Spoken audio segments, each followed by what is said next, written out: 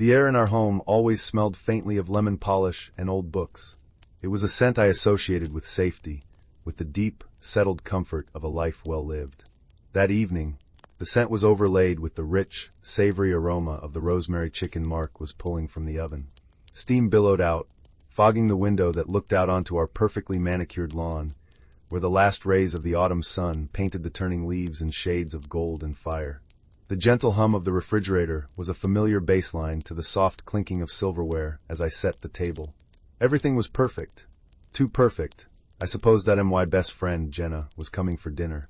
Jenna, who had been a fixture in my life for more than 25 years. We had shared everything, from scraped knees and teenage heartbreaks to the joys and anxieties of adulthood. Her laughter was as familiar to me as my own heartbeat. She arrived right on time, the chime of the doorbell cutting through the quiet evening. When I opened the door, a gust of cool, crisp air swirled in, carrying the earthy smell of damp leaves. "Hey you," she said, her smile as bright as ever. She held out a bottle of red wine, its label depicting a sun-drenched vineyard. "Thought this would go perfectly with whatever masterpiece Mark is creating." "You know him," I laughed, taking the bottle. Its glass was cool against my skin. "He's been watching those cooking shows again." We settled in the living room, the heart of our home. It was a room filled with soft textures, from the deep, plush sofa to the worn velvet of my father's old armchair. The light from the lamps was warm and yellow, pooling on the dark wood of the floorboards. Mark joined us, wiping his hands on his apron, and the three of us fell into the easy, comfortable rhythm of old friends. The conversation flowed like the wine he poured, rich and full-bodied.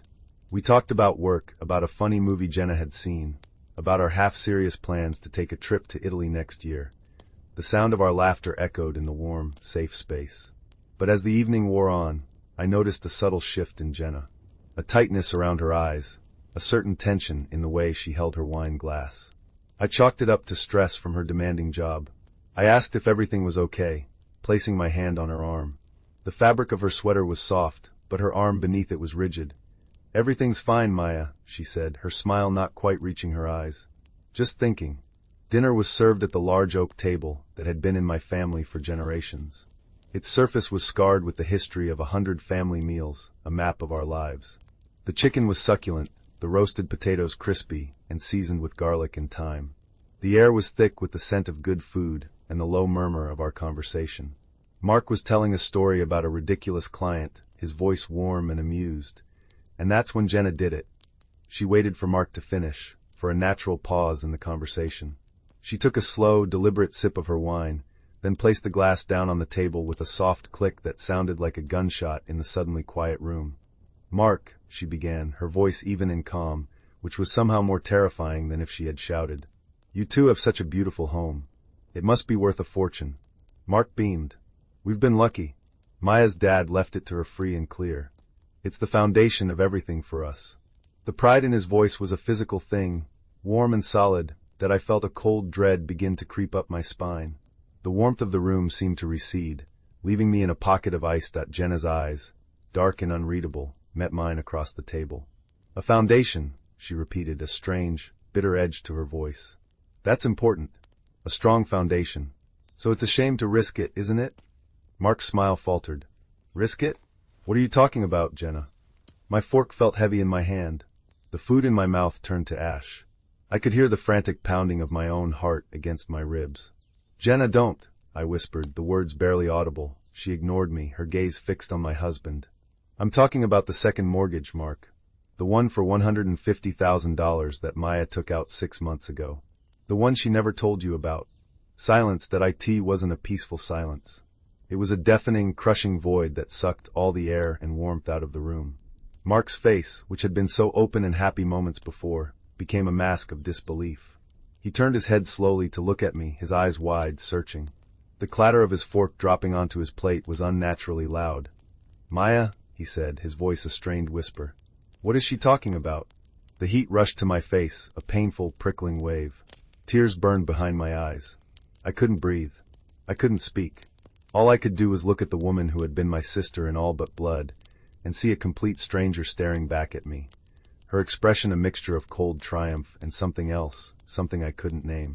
It was a look of profound, ancient pain. The drive home from our own house felt impossibly long. Of course, we were already there, but after Jenna's calculated detonation, she had the decency to call a cab. Mark and I were left alone in the wreckage. He didn't shout. He didn't yell. That would have been easier. Instead, he just moved through the house with a chilling, silent precision, clearing the plates from the table. The scrape of ceramic on the oak would grate it on my raw nerves. The smell of rosemary and lemon polish now seemed cloying, sickly sweet, like flowers at a funeral that I stood frozen in the dining room, my hands clammy, my body trembling. The cozy, warm light from the lamps now cast long, menacing shadows on the walls. The house, my sanctuary, felt alien and hostile. It felt like it was judging me. Finally, after the sound of the dishwasher door clicking shut echoed through the silence, Mark walked back into the room. He didn't look at me. He looked at the portrait of my father that hung over the mantelpiece, his expression unreadable. Why? His voice was flat, devoid of emotion. It was the voice of a man who had been pushed past anger into a desolate landscape of betrayal. I was going to tell you, I stammered, the words tasting like lies in my mouth. The business, my online boutique, it was failing. I thought I could turn it around. I thought I could fix it before I found out, he finished for me. He finally turned to face me, and the look in his eyes made me physically recoil. The trust, the easy affection, the love I had taken for granted for 12 years was gone. In its place was a deep, cavernous hurt. You lied to me, Maya. For 6 months, you've been lying to me every single day. In our house, in our bed. You took the one thing, the one solid thing we had, and you gambled it away behind my back. I was trying to protect you. The words burst out of me, desperate and shrill. Protect me? He let out a short, harsh laugh that held no humor. By risking our home, the home your father left you, the home we were going to raise our kids in. He gestured around the room, his hand shaking. This isn't just wood and plaster, Maya. This is everything. And you lied. The argument that followed was a blur of tears and bitter accusations. His quiet, cutting words were far more painful than any shouting match. He dissected my betrayal with the precision of a surgeon, laying bare my deceit and my failure. Every word was true, and every truth was a fresh wound. I tried to explain the panic, the shame, the desperate hope that I could fix my mistake before it touched him, but my excuses sounded hollow even to my own ears. Sometime after 2 a.m, the emotional storm exhausted itself, leaving a strained, miserable quiet in its wake. Mark went upstairs to the guest room. I heard the soft, final click of the door closing, a sound that sealed me off in my isolation. I was left alone in the living room, curled up on the plush sofa that now felt cold and unwelcoming. The house was silent, except for the low hum of the refrigerator, a sound that had once been comforting, but now seemed to mock the emptiness of the space around me. I wrapped my arms around myself, but I couldn't stop shivering. I wasn't just cold. I felt a chill that had sunk deep into my bones. The next few days were a special kind of hell. We lived like polite, heartbroken ghosts in the house that was no longer a home. We spoke only when necessary in clipped, formal tones. The air was thick with unspoken words and heavy with grief. Every familiar object seemed to taunt me. The coffee mugs we'd bought on our honeymoon, the worn spot on the rug where we always danced, the armchair where he used to read to me. They were all artifacts from a life that felt like it belonged to someone else. That anger at Jenna was a slow, burning fire. How could she sit at my table, drink my wine, and then calmly and deliberately tear my life apart? I called her, my hand trembling as I dialed the number I knew by heart. She answered on the second ring. What do you want, Maya? Her voice was cool, distant. What do I want? I choked back a sob, my voice shaking with rage. I want to know why, Jenna. Why would you do that to me? 25 years. Did that mean nothing to you? There was a pause on the other end of the line. I could hear the faint sound of traffic, the distant wail of a siren. She was somewhere else, in a world that hadn't been shattered. It meant everything, she said, and for a moment, I heard a crack in her icy composure. That's the problem. What does that even mean? I demanded. You destroyed my marriage. You humiliated me. For what? Were you jealous? Is that it? Jealous? She laughed, and it was the same harsh, humorless sound Mark had made. Oh, Maya, you have no idea. You have no idea what that house cost. You swan around in it, talking about foundations, completely oblivious. Oblivious to what? It was my father's house. He left it to me. Your father, she said, and her voice dripped with a venom that stunned me into silence. You should look into how your father got that house.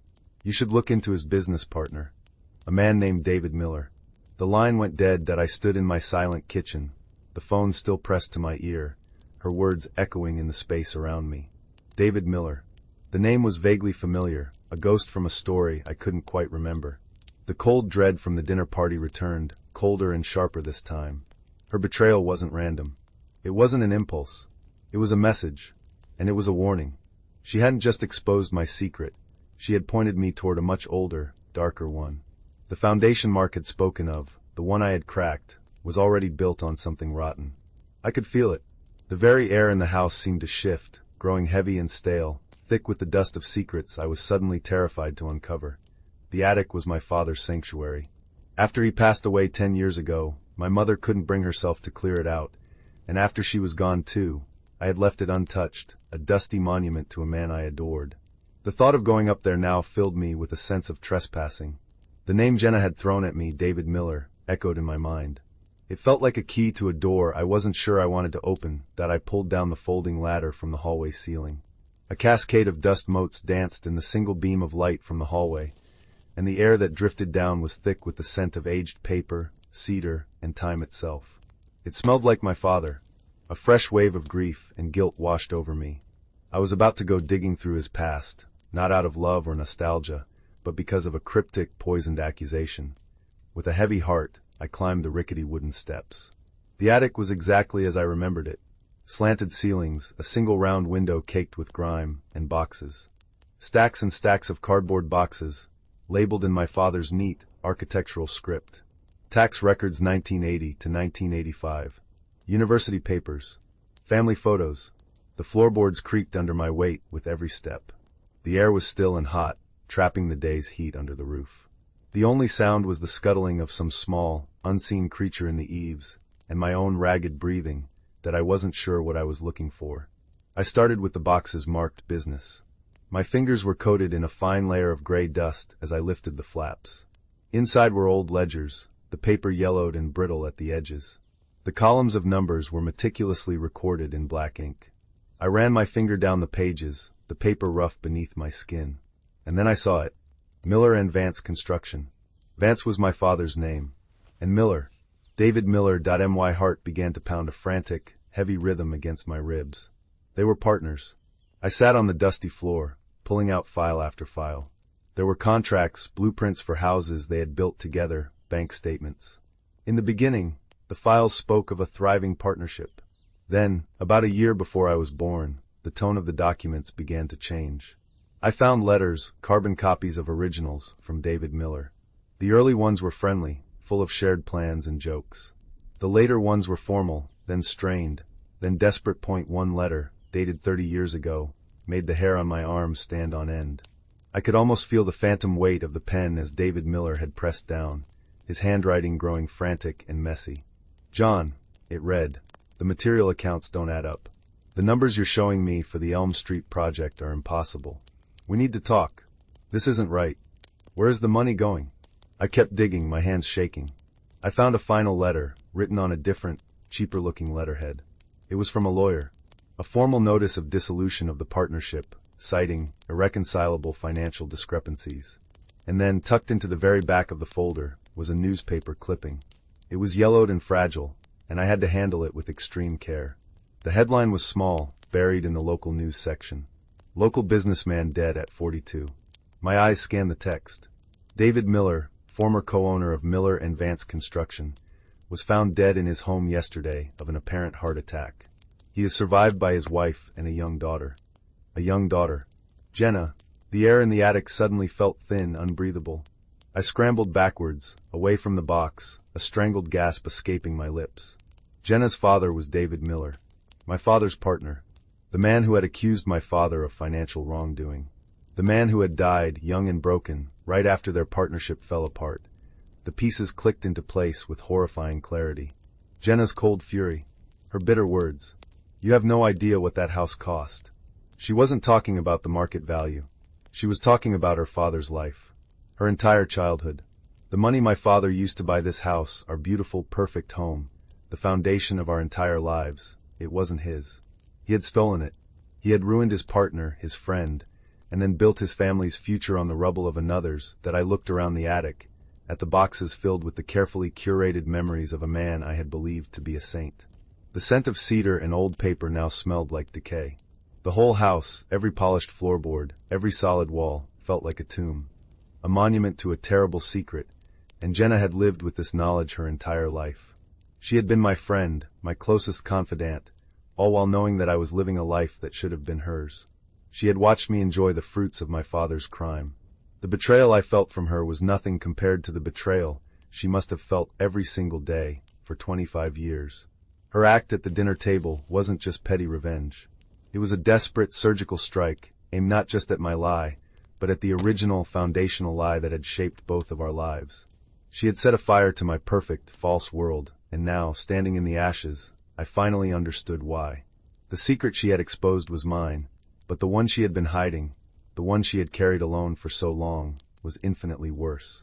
It was a truth that changed everything, that I must have sat there for hours, on the dusty floor of the attic, surrounded by the evidence of my father's sin. The single round window showed the sky turning from dusty blue to a bruised purple, and then to black. The heat of the day finally dissipated, replaced by a deep, penetrating chill that had nothing to do with the temperature. When I finally climbed back down the ladder, my legs were stiff and my body ached, but it was a distant sensation. The real pain was a hollow, echoing chasm in my chest. Mark was in the kitchen. He had made himself a sandwich, and the plate sat on the counter, a single bite taken out of it. He was leaning against the sink, staring out the window into the dark yard. He didn't turn when I came in, but I saw his shoulders tense. "You were gone a long time," he said, his voice quiet.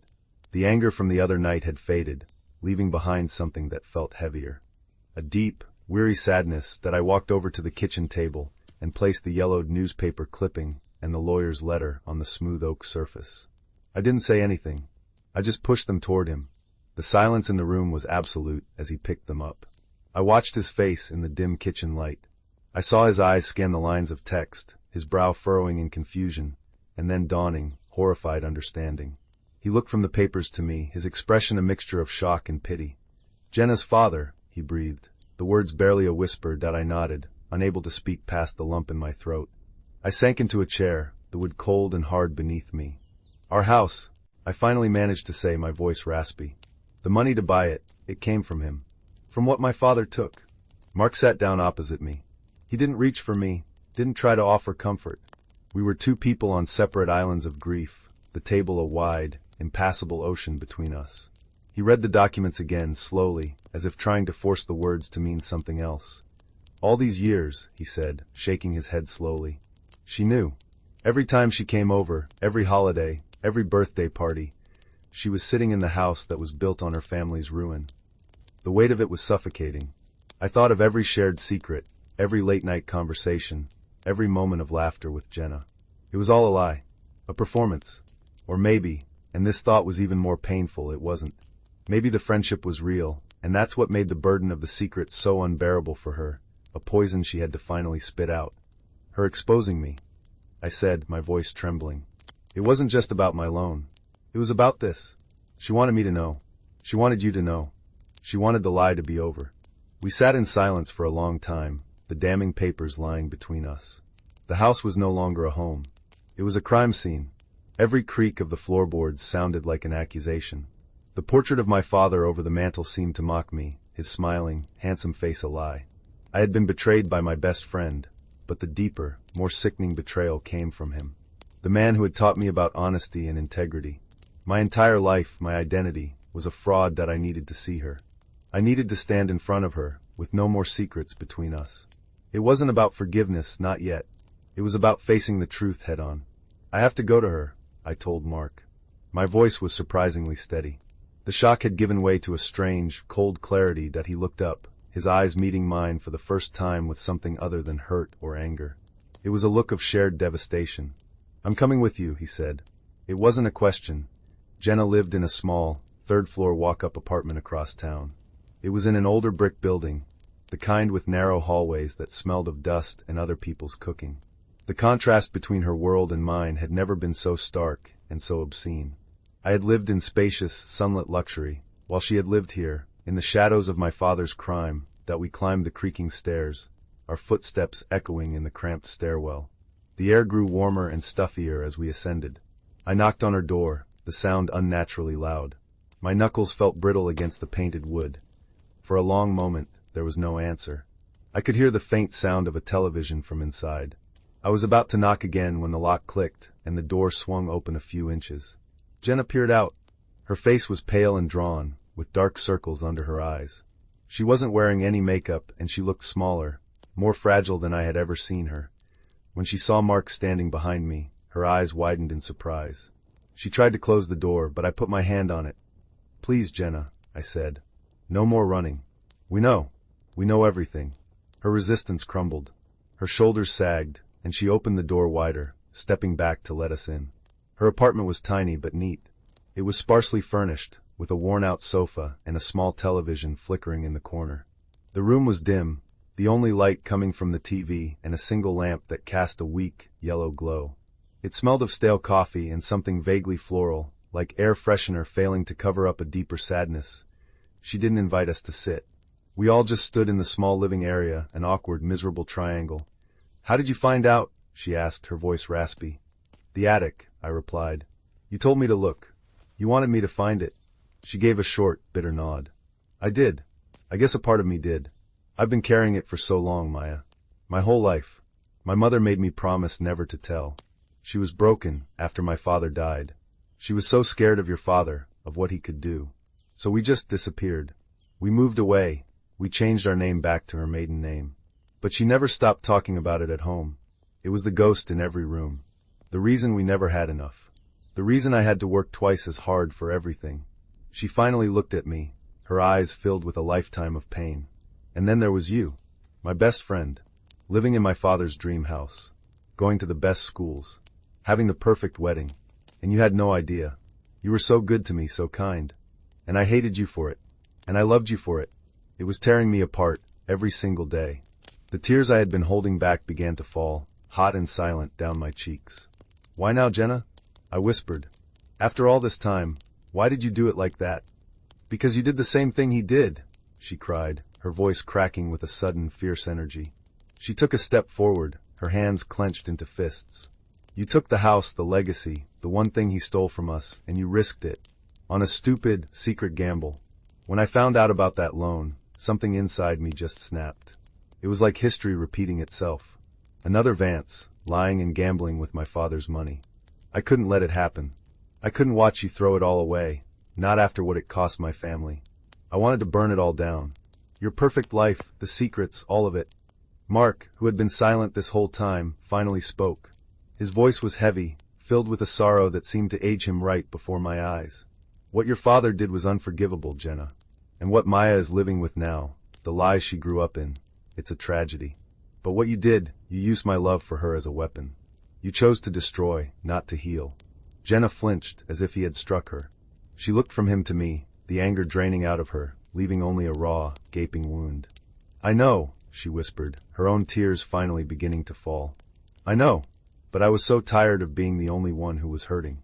We stood there in the dim, stuffy apartment, the three of us, trapped in the wreckage of two families, of two generations of lies. There were no easy answers. There was no path back to the way things were. My friendship with Jenna was shattered, perhaps irreparably. My image of my father, the bedrock of my identity, was obliterated. And my marriage, my beautiful marriage to Mark, was hanging by the thinnest of threads, poisoned by my own deceit and now burdened by a terrible, inherited truth. The silence in the room was no longer angry or awkward. It was the sound of an ending. The end of a friendship, the end of an innocence I never knew I had, and maybe, the end of my life as I knew it. We had finally uncovered the truth, but the truth hadn't set us free. It had just shown us the walls of our prison. Leaving Jenna's apartment was like surfacing from a deep, dark dive. The cool night air on the street felt sharp and clean in my lungs, a stark contrast to the suffocating atmosphere of her apartment. The drive back to the house was silent, but it was a different kind of silence than before. It wasn't the cold, angry silence of a fresh wound. It was the heavy, contemplative silence of a shared trauma. We weren't on separate islands anymore. We were two survivors, adrift on the same piece of wreckage. When we pulled into the driveway, the house loomed before us, its windows dark and watchful. It didn't look like home. It looked like a beautifully constructed lie. We walked inside, and the familiar scent of lemon polish and old books was gone, replaced in my mind by the smell of dust and deceit from the attic. For the first time in nearly a week, Mark didn't go to the guest room. We sat on the living room sofa, a careful distance between us, the portrait of my father seeming to watch us from over the mantel. "I keep thinking about her," Mark said softly, his voice rough with emotion. "As a little girl, watching you, her best friend, have everything that was supposed to be hers. I can't imagine carrying that. And I can't imagine carrying what he did," I said, unable to even look at the portrait. "My father, the man who tucked me in at night and told me to always be honest. He was a thief. He destroyed a man's life." The confession hung in the air between us. It was the first time I had said it out loud, and the words felt like poison on my tongue. Mark closed the distance between us, not to hold me, but to take my hand. His touch was hesitant, but it was there. The first point of contact in a sea of misery. "What he did is not who you are, Maya," he said, his voice firm. "But what you did, the loan, it came from the same place, didn't it? A place of secrets, of hiding the truth to protect a perfect image." I flinched, but I knew he was right. My lie wasn't as monstrous as my father's, but it was a branch from the same poisoned tree. I had inherited the house, the money, and the capacity for deception. "I'm so sorry, Mark," I whispered, the tears starting again. "For my lie. For all of it." "I know," he said. And for the first time, I believed that he did that. We talked for hours, until the first gray light of dawn began to seep through the windows. We talked about my father, about Jenna, about the money, about us.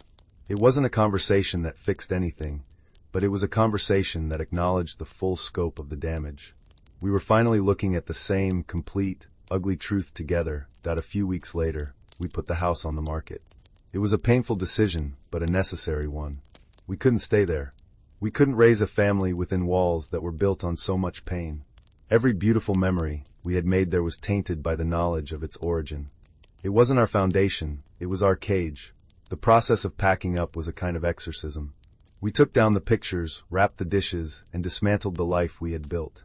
I took my father's portrait down from the wall myself. Looking at his face, I didn't feel anger anymore, just a profound and bottomless sadness for the man he was and the man I thought he was. I wrapped it in a blanket and put it in the back of a closet. I couldn't throw it away, but I couldn't look at it either. The last day we walked through the empty rooms together. The floors echoed with our footsteps. Sunlight streamed through the clean, bare windows, illuminating the dust motes dancing in the air. Without our furniture, our books, our life, it was just a house. A beautiful, empty shell. Mark stood in the doorway of what would have been the nursery. "You know," he said, his voice quiet, "I think maybe we can build a better foundation somewhere else. A smaller one, maybe, but one that's all ours. One that starts with the truth." He turned and looked at me, and in his eyes, I saw not the easy, confident love from before, but something stronger. Something that had been tested by fire and hadn't burned away completely. It was a hesitant hope that I never saw Jenna again.